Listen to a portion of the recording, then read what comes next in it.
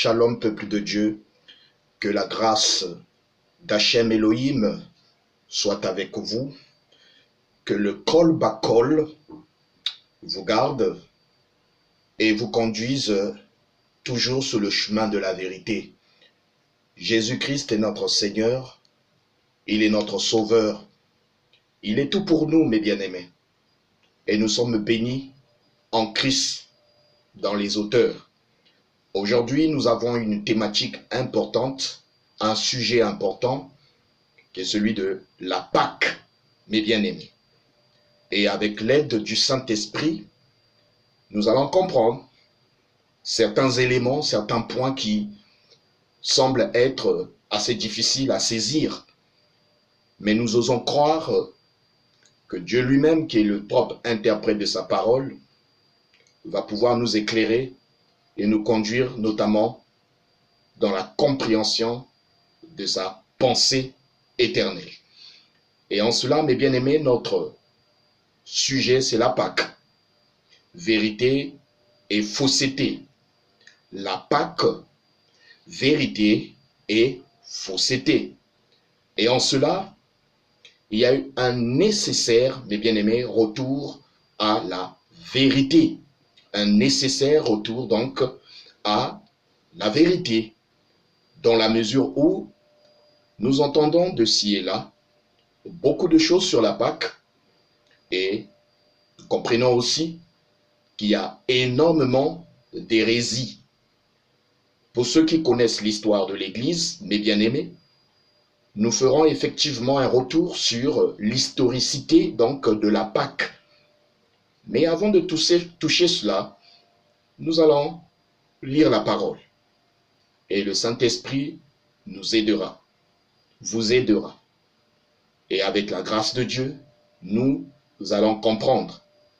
Que Dieu bénisse donc cet enseignement et que le Saint-Esprit véritablement nous éclaire.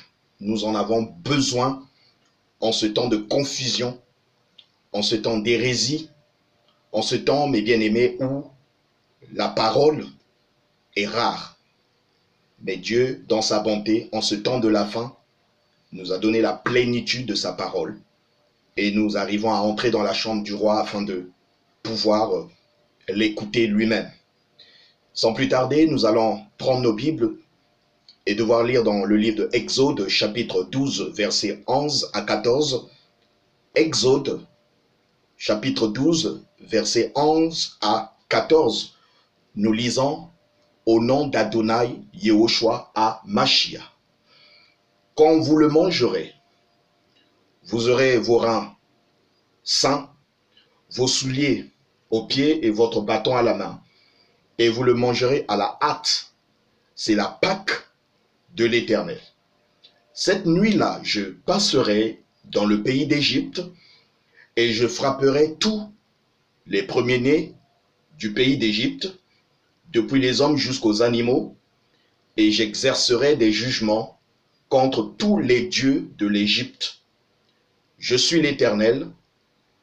Le sang vous servira de signe sur les maisons où vous serez.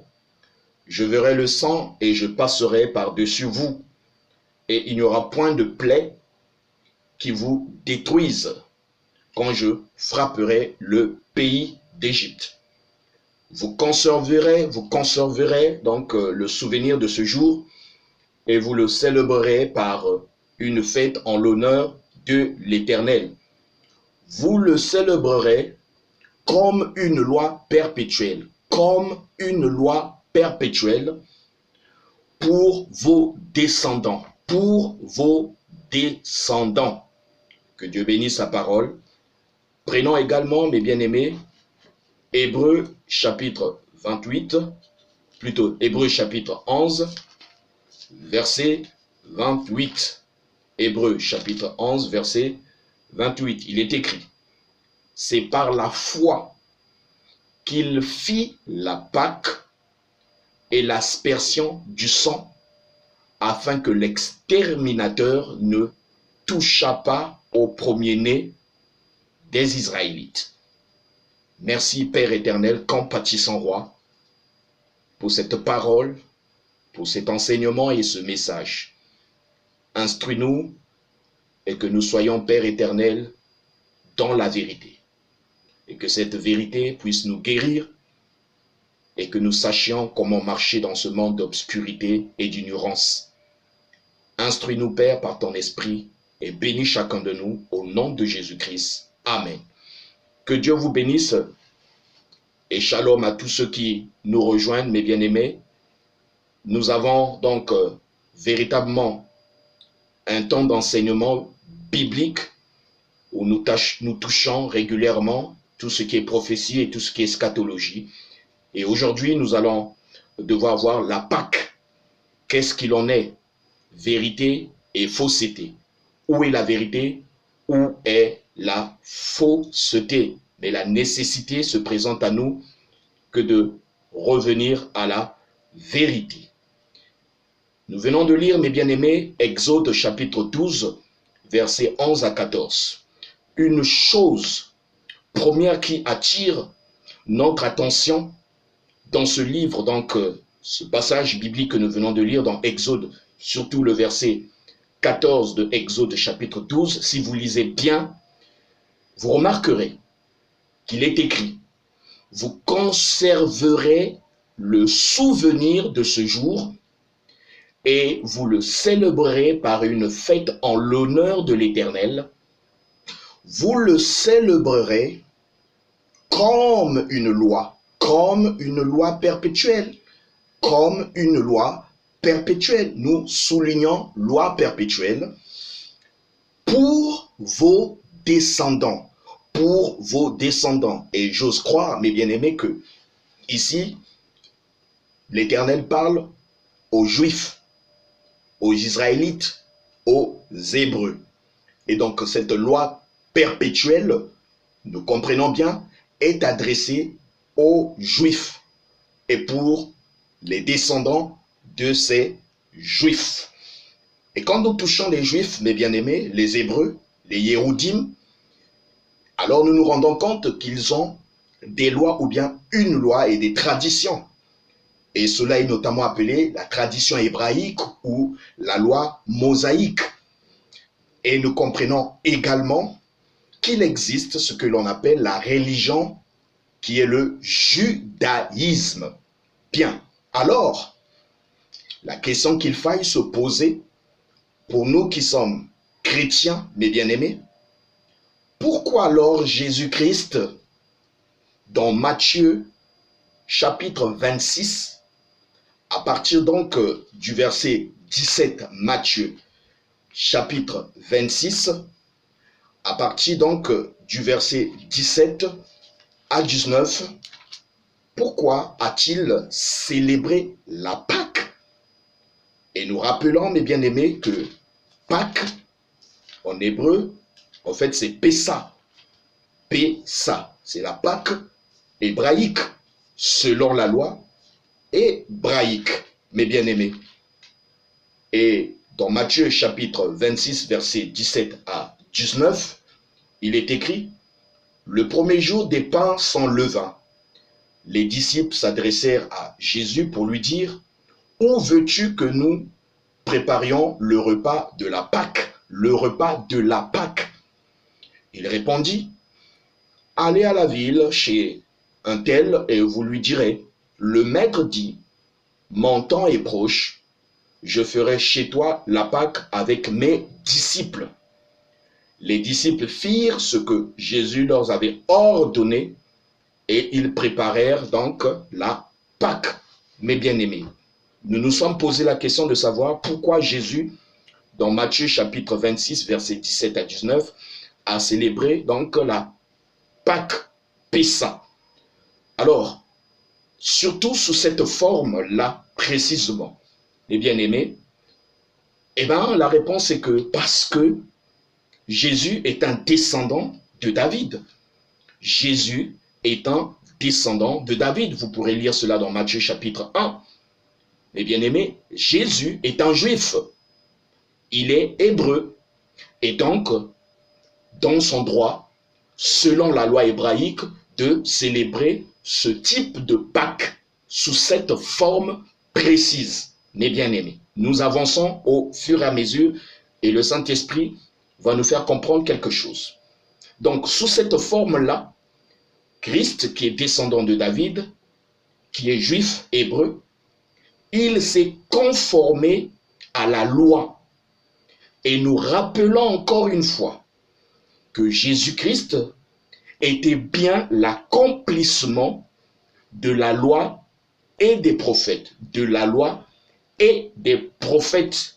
Vous pourrez lire cela dans Matthieu chapitre 5, versets 17 à 20. Jésus-Christ étant descendant de David, hébreu, juif, mes bien-aimés, s'est conformé à la loi hébraïque. Oui. Pourquoi? Parce qu'il est juif. Et encore, Jésus-Christ était bien l'accomplissement en lui de la loi et des prophètes, confirmé dans le passage biblique de Matthieu chapitre 5, versets 17 à 20. Nous comprenons. Nous pouvons avancer.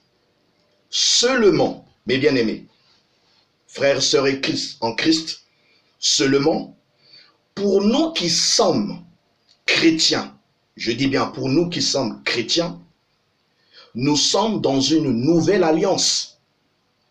Nous ne pouvons pas le nier.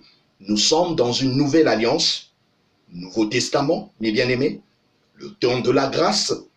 Alors, le Seigneur Jésus-Christ lui-même, dans Matthieu chapitre 26, versets 17 à 19 que nous venons de lire, à la célébration donc de la Pâque juive, je dis bien Pâque juive, alors, il fait un pas de plus. Il fait un dépassement. Qu'est-ce que ça veut dire? Il perfectionne la Pâque pour son épouse, chef-d'œuvre parfait. Alors, qu'est-ce que ça veut dire? Ça veut dire ceci, mes bien-aimés, que Jésus-Christ va plus loin que la Pâque juive. Il va plus loin. Il fait un dépassement, mes bien-aimés. Alors, en instituant la Sainte Seine, nous lisons ça ici dans Matthieu, chapitre 26, versets 17 à 19. Il y a la célébration de la Pâque, loi hébraïque, loi juive, mais le Seigneur, mes bien-aimés, fait un dépassement en instituant, mes bien-aimés, la Sainte Seine. Donc, il perfectionne, mes bien-aimés, la Pâque pour son épouse. Car nous ne sommes pas juifs de sang. Nous ne sommes pas, mes bien-aimés, hébreux. Et nous ne sommes pas soumis à la tradition hébraïque. Pourquoi? Parce que nous sommes des nations, mes bien-aimés. Nous n'avons pas la même alliance. Il y a eu l'ancienne alliance. Nous sommes dans la nouvelle alliance et au temps de la grâce, mes bien-aimés. Et c'est la raison pour laquelle Jésus va plus loin, donc, que la Pâque juive, ce type de forme de Pâque, en instituant, mes bien-aimés, la Sainte Seine. Pour nous, qui sommes Église, épouse de Jésus-Christ, au lieu plutôt de demeurer sous la loi mosaïque, au lieu que nous, mes bien-aimés, nous soyons sous la loi mosaïque, y compris la Pâque sous cette forme hébraïque, mes bien-aimés, alors Christ pour nous fait un dépassement. Nous allons plus loin. C'est la perfection.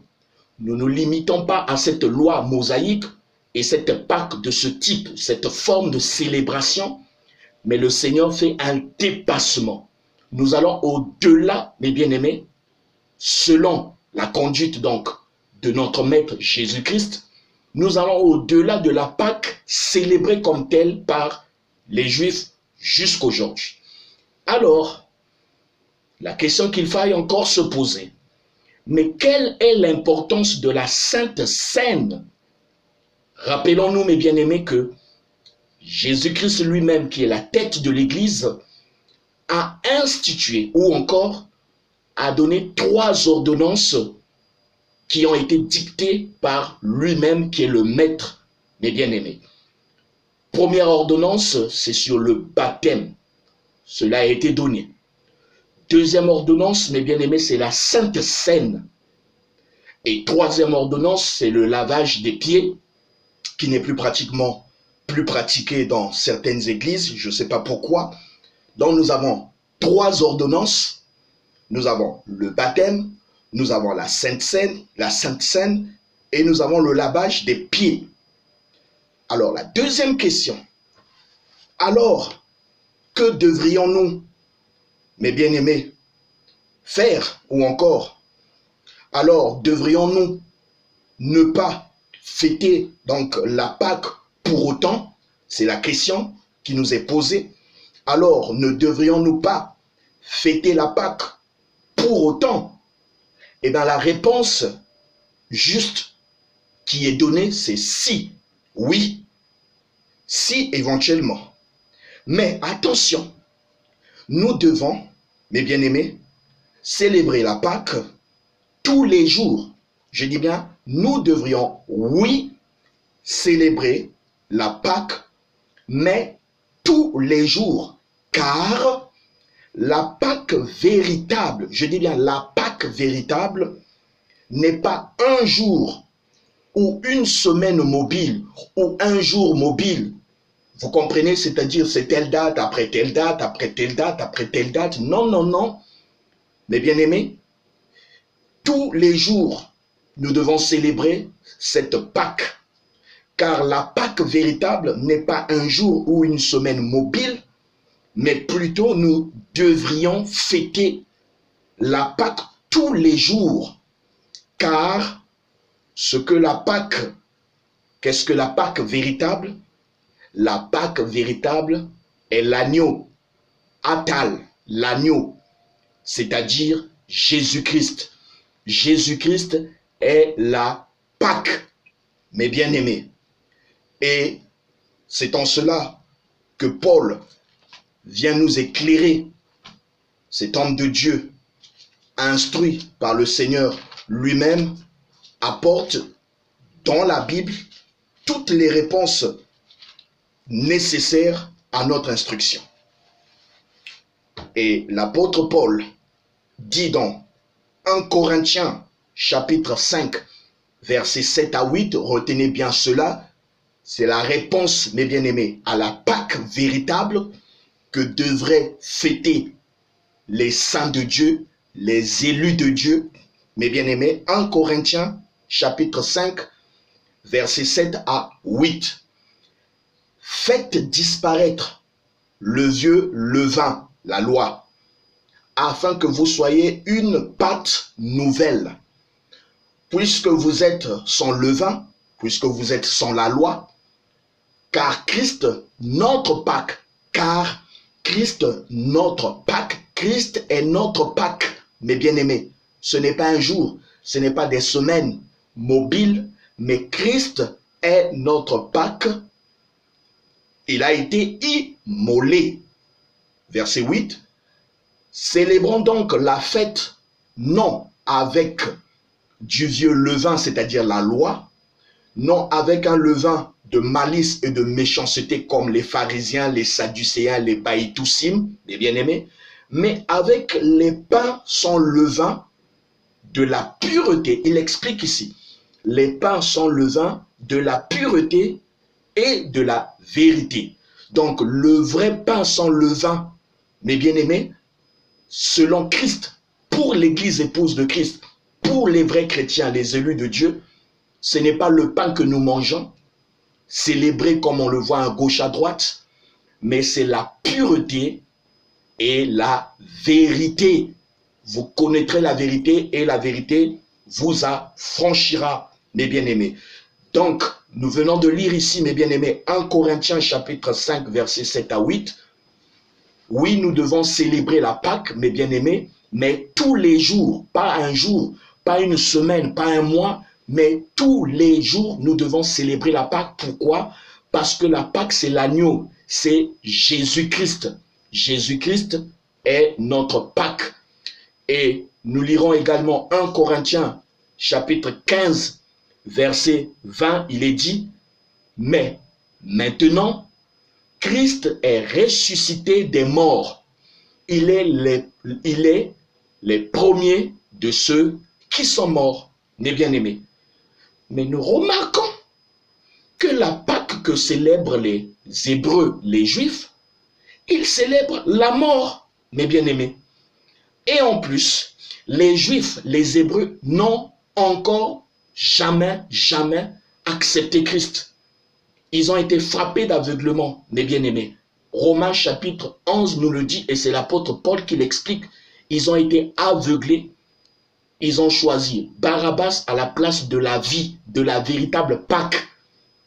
Eux, les Hébreux, célèbrent cette Pâque mosaïque, cette Pâque, mes bien-aimés, que nous avons lu dans Exode 11, Exode 12 plutôt, versets 11 à 14. Mais la Pâque, l'agneau, est arrivé à Jérusalem, ils ne l'ont point connu et reçu. Mais à tous ceux qui l'ont reçu, la véritable Pâque, Jésus-Christ, Dieu leur a donné le pouvoir de devenir enfants de Dieu. Et nous voyons ici que la Pâque est une célébration donc de la mort.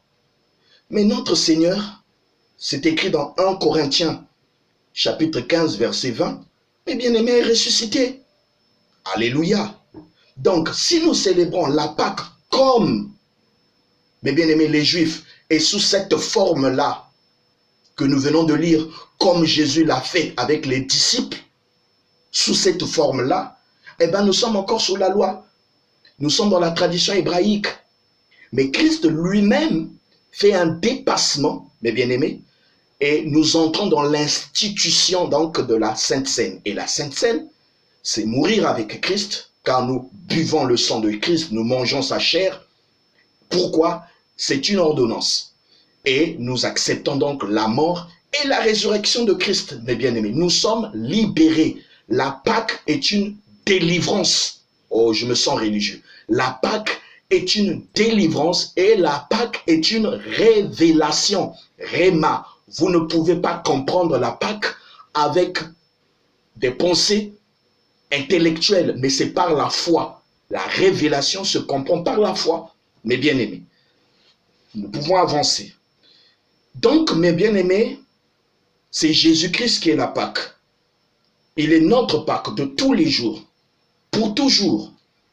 Et nous pouvons lire cela dans Jean chapitre 15. Vous lirez Jean chapitre 15, mes bien-aimés.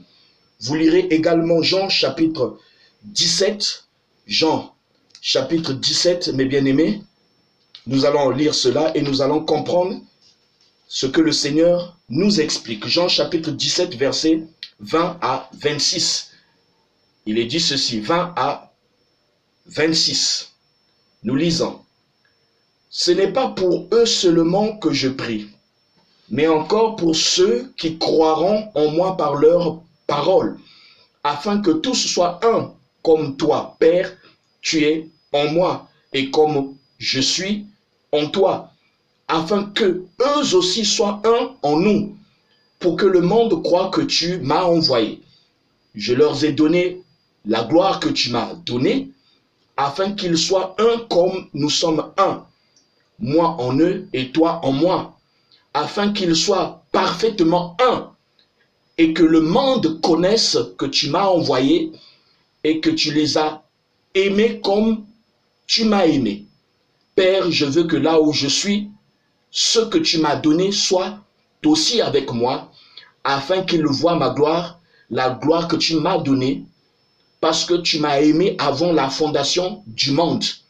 Père juste, le monde ne t'a point connu. Le monde ne t'a point connu. Mais moi, je t'ai connu. Et ceux-ci ont connu que tu m'as envoyé. Je leur ai fait connaître ton nom et je le leur ferai connaître afin que l'amour que tu m'as aimé soit en eux et que je sois en eux, mes bien-aimés. C'est extraordinaire. Gloire à Dieu, mes bien-aimés. Jean chapitre 17, versets 20 à 26. L'agneau immolé avant la fondation du monde. Apocalypse chapitre 13, verset 8. Mes bien-aimés. Alors revenons sur les 3 types de célébration de Pâques. Sur les 3 types de célébration de Pâques. Nous avons d'abord Pessa, premièrement Pessa pour les Juifs, c'est-à-dire la Pâque des Hébreux. Deuxièmement, Pâques pour la véritable Église épouse de Christ qui vivra l'enlèvement bientôt. Troisièmement, nous avons la Pâque avec S. La Pâque, mes bien-aimés, avec S, donc les Pâques. Troisièmement, les Pâques. Cette Pâque religieuse des églises teintées de catholicisme, c'est-à-dire, mes bien-aimés, du paganisme et du romanisme, des traditions, des fêtes romaines, des fêtes païennes de la Rome antique. Vous connaîtrez la vérité, mes bien-aimés, et c'est cette vérité qui vous libérera. Vous lirez dans 2 Timothée, chapitre 4, versets 1 à 5, c'est Paul qui parle à Timothée sur la vérité. Et vous lirez également Hébreux chapitre 5, versets 11 à 14. Pourquoi Hébreux chapitre 5, versets 11 à 14? Parce que beaucoup n'aiment pas les enseignements et beaucoup ne veulent pas être nourris de la parole solide qui leur donnera la maturité chrétienne et feront d'eux des maîtres, mes bien-aimés. Beaucoup aiment encore des messages qui sont du lait, selon Paul, mes bien-aimés, ou selon celui notamment qui a écrit le livre de Hébreux. Alors nous allons lire, mes bien-aimés, c'est quoi véritablement la Pâque hébraïque, Pessa, Pâque hébraïque, mes bien-aimés. Nous allons pouvoir lire qu'est-ce que cette Pâque Pessa, qui est une importante fête juive qui commémore l'exode des Hébreux d'Égypte et leur traversée de la mer Rouge. Cette fuite décrite dans le livre de l'Exode que nous venons de lire était menée par le prophète Moshe Rabbeinu, Moïse. Le nom de cette fête, Pessa, est un terme hébreu qui signifie passage. Vient des instructions données par Dieu à Moïse. Oui, mes bien-aimés, c'est le passage de l'ange destructeur au-dessus des maisons des Hébreux dont il a épargné les premiers-nés. Le passage de l'hiver au printemps et celui de l'esclavage à la liberté, afin d'encourager les Égyptiens, les bien-aimés, à laisser les Hébreux quitter l'Égypte. Dieu décida de frapper tous les premiers-nés, humains et animaux, du pays. Afin de se protéger, les Hébreux reçurent, mes bien-aimés, ils reçurent l'ordre de marquer leur demeure avec du sang d'agneau pour que l'ange puisse les reconnaître et passer son chemin. La célébration de la fête débute après le crépuscule du 14e jour de Nissan, le premier mois du calendrier hébraïque. Mais bien aimés, écoutez bien, le calendrier hébraïque, pas le calendrier grégorien ou catholique que nous avons aujourd'hui. Ici, il est parlé du calendrier hébraïque. Nous reprenons. La célébration de la fête débute après le crépuscule du 14e jour de Nissan, le premier mois du calendrier hébraïque, au moment de l'équinoxe de printemps environ. Selon la loi rabbinique, les communautés de la diaspora doivent célébrer la Pâque pendant 8 jours et prendre part à un repas de cérémonie appelé Seder.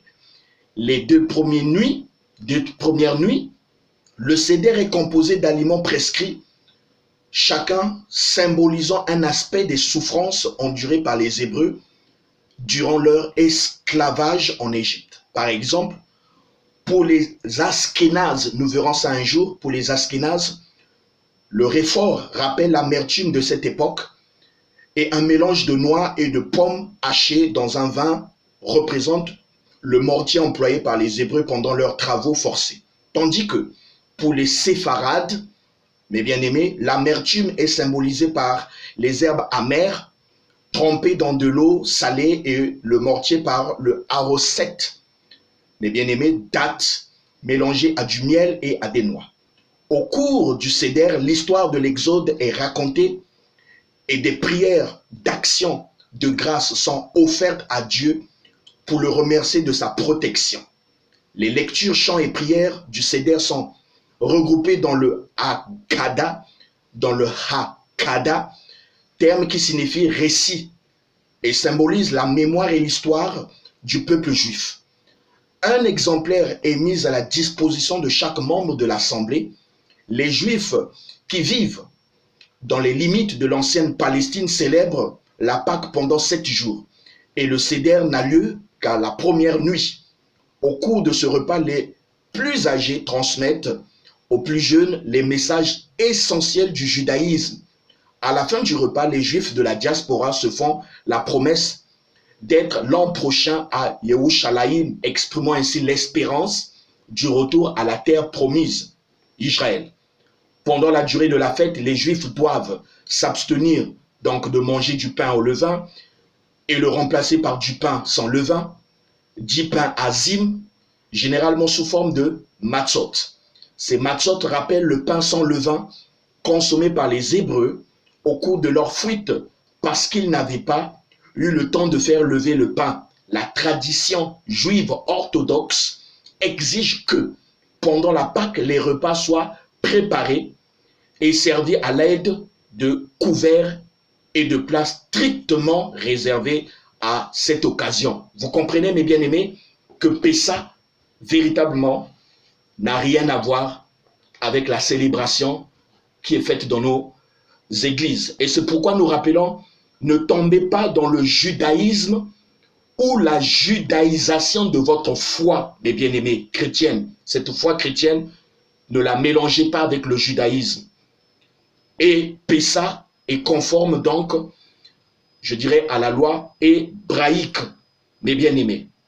Alors nous touchons maintenant l'historicité de la Pâque ou les Pâques avec S. Pâques avec S. Pourquoi? Alors nous comprenons cela ici. C'est un retour nécessaire à la vérité. Vous connaîtrez la vérité et la vérité vous affranchira. Selon le Nouveau Testament, Jésus fut crucifié la veille de la Pâque juive, puis ressuscita d'entre les morts. Ainsi, la fête de Pâques, cette Pâque avec S, mes bien-aimés, je répète bien avec S, commémore la résurrection du Christ. Au fil du temps, des divergences apparurent entre les chrétiens sur la date de cette fête. Les chrétiens d'Antioche célébraient la Pâque juive qui, en fonction du calendrier babylonien, correspondait au soir de la pleine lune au 14e jour du mois de l'année. Les églises d'Asie fixaient Pâques au 14e jour de la lune de mars. Vous voyez déjà la divergence, mes bien-aimés, depuis l'ère du premier âge chrétien. Le jour exact n'ayant pas d'importance, selon eux, les bien-aimés, éventuellement, comme nous le disons, nous devons célébrer Christ, la Pâque, tous les jours. Alors l'Église de Rome récupère cela. Comprenez que ça devient intéressant. Alors l'Église de Rome tenait, quant à elle, à commémorer la résurrection le dimanche, premier jour de la semaine, selon le calendrier grégorien chrétien que beaucoup nous avons donc en ce temps, mes bien-aimés. Alors Pâques était ainsi toujours fêté le même jour de la semaine, mais d'une année à l'autre, à une date différente, donc des jours mobiles et les semaines mobiles. Ainsi, les églises chrétiennes d'Orient, plus proches du lieu de naissance de la nouvelle religion et davantage soumises au poids de la tradition, se conformèrent à la date de la Pâque juive, alors que les églises occidentales, dans la lignée de la civilisation gréco-romaine, célébraient Pâques le dimanche. Et maintenant, le concile de Nicée, l'empereur romain Constantin Ier convoqua le concile de Nicée en 325. Le concile décida que Pâques serait célébré par tous les chrétiens le premier dimanche après la pleine lune qui suit l'équinoxe de printemps. Si la pleine lune avait lieu un dimanche et coïncidait avec la fête de Pessa, Pâques devait alors être célébré le dimanche suivant. On évitait ainsi Pâques et Pessa ne soient fêtés le même jour.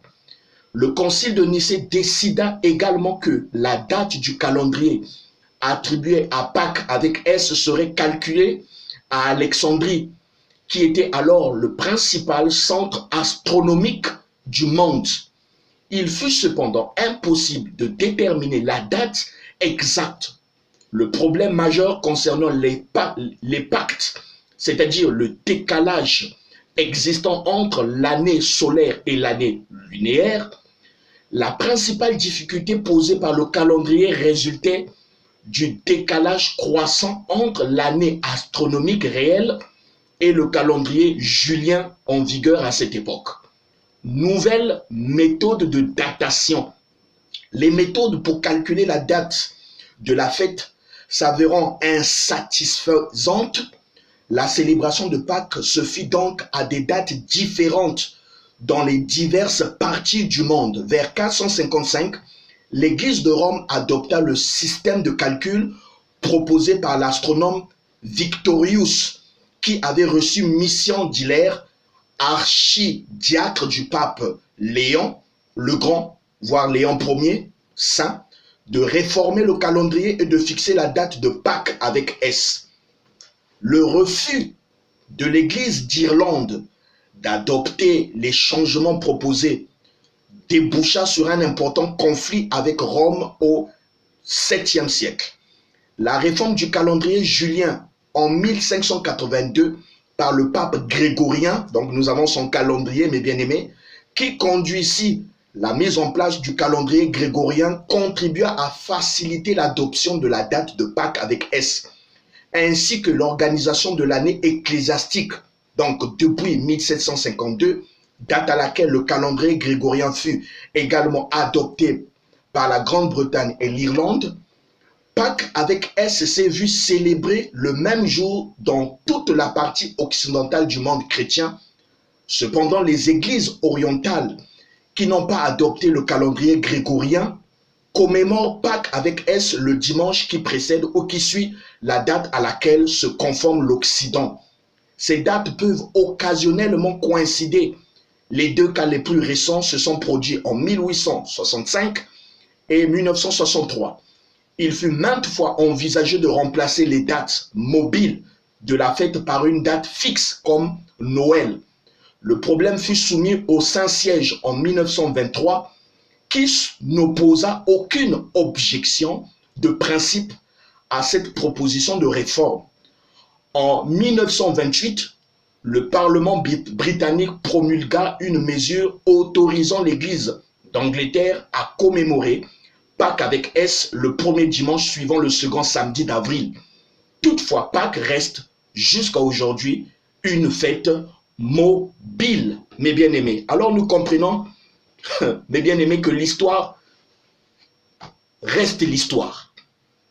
Et que le mois d'avril, les semaines mobiles, les jours mobiles, mes bien-aimés, c'est vraiment compliqué, difficile. Et beaucoup d'églises, mes bien-aimés, véritablement, sont encore là-dedans. C'est-à-dire, c'est des traditions de l'église catholique depuis des siècles qui continuent à se perpétrer dans nos églises, qui continuent à se perpétuer dans nos églises. Nous avons encore, dans beaucoup d'églises évangéliques, charismatiques et autres, des vestiges, l'héritage de l'église catholique.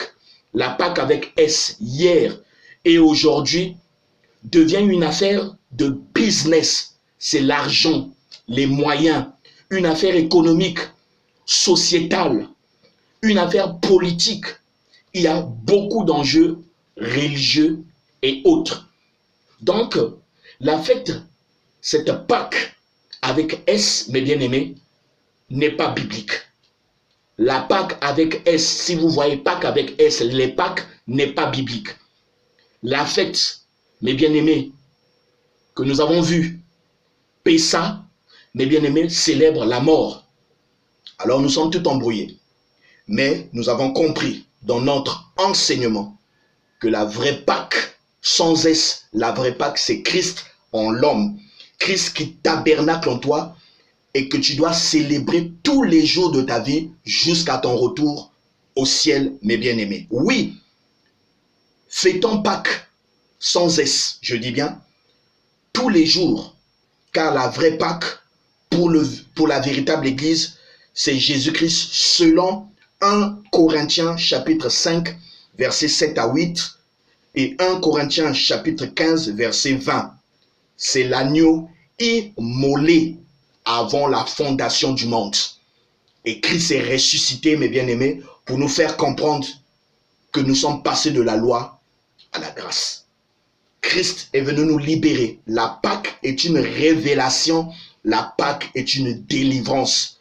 Soyons délivrés des liens, mes bien-aimés, du paganisme et du romanisme. Soyons libérés, mes bien-aimés, de toute cette confusion et de l'ignorance, mes bien-aimés. Pâques, vérité ou fausseté, un nécessaire retour à la vérité. Donc nous venons, mes bien-aimés, avec la grâce de Dieu, vous exposer. Il y a tellement à dire. Beaucoup d'hommes de Dieu versés dans les Écritures ont exposé cela. Et moi aussi, mes bien-aimés, je viens apporter ma petite pierre de contribution. Que cela ne vous choque point, que cela ne vous scandalise point, mais la vérité doit être dite dans toute la vérité. Nous devons célébrer Pâques tous les jours, pas seulement un jour, pas seulement un mois précis, mais tous les jours. Et le calendrier grégorien que nous avons, mes bien-aimés, n'est pas le calendrier hébraïque